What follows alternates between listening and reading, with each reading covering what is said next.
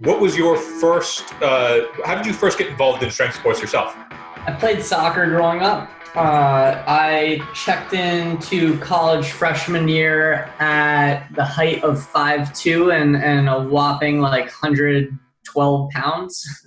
And so for me, it was really, if I wanted to play sports at the level I wanted to, I had no choice. I had to be fitter and take strength and conditioning seriously in order to compete. I found some sort of like, I guess, peace in the weight room, like that, here's what the outside, I can't control height, and what, certainly nutrition and everything, I can control my weight some. But in the weight room, there was this certain level of control I had. And also this, these very clear goals that you could set and see. Did you know when you were in college that after you had those experiences, the weight room, that you were going to go in that direction as opposed to pursuing anything else? No, I actually had no clue. I did a year of AmeriCorps after college. Mm-hmm. I knew I wanted to stay involved in sports. And during that year of AmeriCorps, I was also studying to become a personal trainer because I'd known a couple trainers, and especially in Boston and cities across the US, like you can charge a lot of money and make a good living and also set your own schedule. So initially it was more just to supplement income and be able to live in Boston.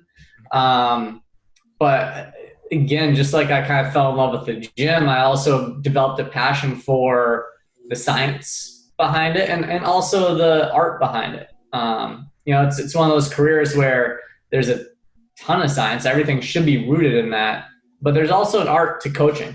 And how are you going to, you can say the same thing 20 different ways. So how are you going to reach this person? How are you going to create a program that's not just rooted in science? Yes, it needs to, but that also works for an individual and that person's either life challenges or lifestyle. And again, that's where the art came in and just kind of really, I thought, unique blend of art and science. Was that blend what got you towards the idea of like, I want to start something like Innercity Weightlifting? Was ICW something that you ended up being like, okay, I want to do something specifically to help a certain like group or area of people? Or was ICW like, I'm starting something and now I have to just figure out what the goal of that is going to be? During that year of AmeriCorps, I was specifically told not to go near a group of young people in a group called MS-13, or people who identified with MS-13. And it was through soccer that I had this incredible opportunity to meet people as the individuals they are, not someone who's been reduced to a number, a statistic, a scary stereotype that captures a specific moment in time, but not the context of the person or their family. And during that year, I gravitated towards Alexan, one of the people I was working with who was affiliated, and some of his friends. And there weren't very many programs that they could participate in. Either they'd been kicked out of most of them. It wasn't safe for them to get to a lot of other programs. Programs were so structured around the curriculum and activity that it wouldn't adapt to someone's life circumstances. And so I saw this void in resources for people that I got to know and people who completely and profoundly shifted my perception as to who they were and the context and really disturbing history of this country and what this country has done in other places like Central America. And so starting ICW came from, I loved personal training. I did feel like after a couple of years of it, I hit a ceiling. I had 56 sessions in my schedule every week. I wasn't really able to fit anyone else in. And it was, well, I went from an AmeriCorps stipend of $800 a month and trying to pay rent and do everything in Boston to making 120K a year, it was uncomfortable for me to think at the age of 24 that this was it. This is it for the next 46 years. And it was at that time I was talking to a couple of my personal training clients, and somehow I started talking about Lexin and this idea that weight training, and specifically weightlifting at the time, could be used as a medium to engage with people that society otherwise told us to avoid. So that's kind of where the idea for ICW came from. I was also very well aware that I had no clue how to run a organization outside of myself, certainly not a nonprofit. So I went to Babson to get my MBA, did the one-year MBA program, graduating in 2010. And while I was there, I got a bootstrap pilot model off the ground to test it out and see what this ultimately would look like. Was there a lot of difficulty in that, or was there a sense that this was something that was needed and kind of fired up real faster than you expected? Yeah, I don't think anything gets off the ground without some difficulty. Mm-hmm. I think it's kind of just how you look at it. For me, for us, for ICW, I think the real difficulty was, who was I, this white guy from Amherst, to be in this world, mm-hmm. to do this work? And a lot of the early feedback that I was getting from people was, you have no clue what you're doing. And the truth is I don't. And admitting that, being open to the fact that unlike our students, I've never been shot. Most of them have. Unlike the people in our program, I haven't done time in jail. Most people in our program have done more than 5 years in jail. And unlike our trainers, I'm not coming from a family income of less than $10,000 per year. The idea that I somehow know something, that because I achieved my MBA, that if other people do as I do, that's going to work, without realizing that, look, these systems are around us. We're in them, whether we like it or not. And at the same time, I was also hearing from people who had some shared experiences who, leaned on that too heavily. They said, oh, I've done this, been there, so they need to do what I say. And so I say all this because admitting that I have no clue what I'm doing, it opened me up to listening to the people who ultimately are in our program, and to listening to certainly the collective, but also listening to each person as an individual. And so it allowed us to get off the ground and really change rapidly in that first year. This initially was going to be a weightlifting program. The first business plan talked about getting people into the Olympics and college athletic scholarships, and it was really weightlifting somehow was going to be what changed the game for people. Mm-hmm. Weightlifting did nothing. What it did do, though, was give me and now us an excuse to reach out to people that we were told not to. Most of the people, like I said, the challenges they're going through, like the idea that weightlifting was going to work, mm-hmm. was ridiculous. We've got people who've been shot and paralyzed, people going in and out of jail. We have people that are lost to the streets. Weightlifting isn't solving any of that.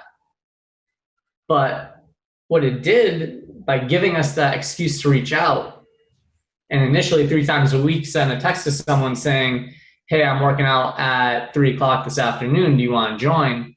It gave way to this 4-stage model that we have today of trust, hope, bridging social capital, and finally economic mobility. And weight training and a career track in personal training, it weaves those 4 stages together. It gave us that reason to reach out. It then gave us a place to deepen relationships, to put more options on the table, to become a partner with someone in our program that ultimately could create hope for the future, because we could tackle together some of those acute foundational or fundamental issues, like not having an ID. We'll drive you the RMV, we'll pay for that ID for you. There's other ones that we can't solve, like housing and certainly systemic racism and a whole host of other issues. But we can absolutely be a partner there for someone. And that starts to create hope. And then that career tracking training, yes, it leads to economic mobility, but even before you get to that, it's flipping power dynamics. People in our program, they're no longer reduced to a number or a label. They're not a quote unquote criminal or gang member. They're a fitness professional. And you get people from affluent backgrounds paying to learn from this person. Mm-hmm. And there's very few careers like personal training that I've come across anyway, where you have that level of intimacy with your clients. You're locked into this hour-long workout and conversation. You get to know each other. You become friends. And that's where that bridging of social capital comes in, because it's not just careers in fitness anymore. People in our program are getting careers through our clients because of the new networks and opportunities that they're connected to, because people know them as Dan, as Tyshawn, as Joe, as Atanas, and they're willing to leverage their network. The same way that I had a network that I fortunately was born into as a white male. I could get into certain places and not be kind of given that second look, and belonging. And at the same time, our trainers, the people in our program, just like what Alexa and his friends gave to me, they're changing people's worldviews. They're giving people new insights into complex social issues and our own unintentional or intentional behaviors that perpetuate those very same issues. And that becomes kind of the real driving force for where we want to go as an organization, and the role we think we can play, the small role we think we can play in a much greater landscape and challenge. Yeah, so it all ties to just growing our current core services of working with the people in our program, of increasing the number of individual training sessions we have, of our corporate training sessions, where we're training groups like John Hancock, BCG, Drift, Amazon, several other companies. And what happens is that, kind of what I was just saying, we not only create more jobs and higher paying jobs for people in our program, but at the same time, ICW becomes a platform that, if people want, because they're not forced to, it becomes a platform to amplify someone's voice and agency.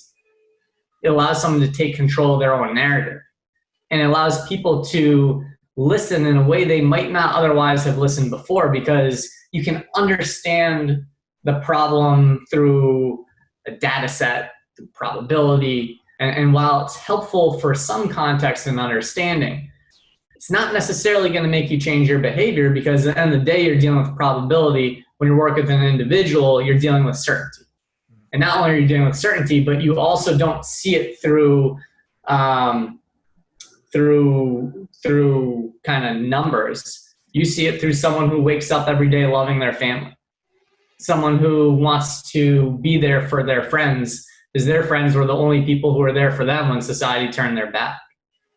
Someone who wants to be successful, wants to see tomorrow, wants a career, wants an education, and yet they might be really worried about where they're sleeping that night, how they're going to take care of their brother, how they're going to take care of their sister, what it means to their family if they can't give up their car and let someone else use it so that that person can get to work instead. And when you start to see it that way, you don't look at an issue like mass incarceration through a lens of criminality. You look at it through a lens of humanity. And that extends to other social issues as well, like racism. And when you see the individual, when you look at it again through a lens of humanity, you're forced to change your own behavior. Because the fact is, like it or not, these systems are around us, we're in it, and we're participating in it, whether we like it or not. So we have to be aware. What would be the best way for others to get involved or to help further that cause that you just spoke of? Well, specific to ICW, I mean, certainly we're doing virtual training now. People can sign up for training sessions with our trainers, get their companies involved. We train groups of employees at companies, at Fortune 500 companies to small startups as well.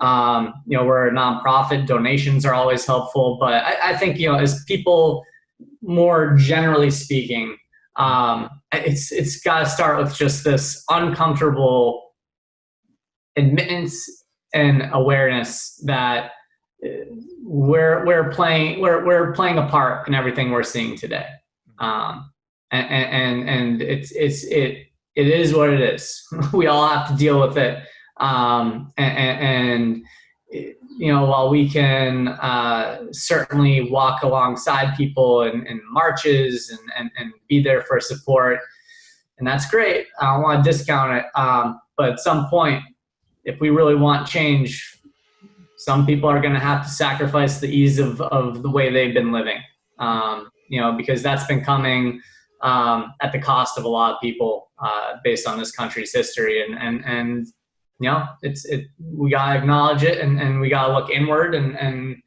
make some of those changes. Is there any last message that you want to talk about with ICW, or with the goal of with your goals that you just stated and having those uncomfortable conversations? It's to not forget when we're reading books, when we're educating ourselves or others. Yes, you need to understand the entire the context, the kind of wider data set of the problem, but you also have to understand and appreciate each individual. And it makes it more nuanced. None of this is simple by any means. But the more we can start to not judge a specific moment in time or a perceived choice that we think happened, the more we can start to look for why this happened, what was the circumstance, what's the context. These solutions become much less conforming to the way we've been working as a society, and clearly point to more nuanced, complicated solutions that involve each and every one of us. All right. Well, John Feinman, thank you so much for taking the time to do this interview. ICW, Innercity Weightlifting. I'm going to put all this in the article. I'll cover all of that stuff with all of the details about how you can get involved with ICW. But until then, John, thank you so much. Thank you for having me. Appreciate it.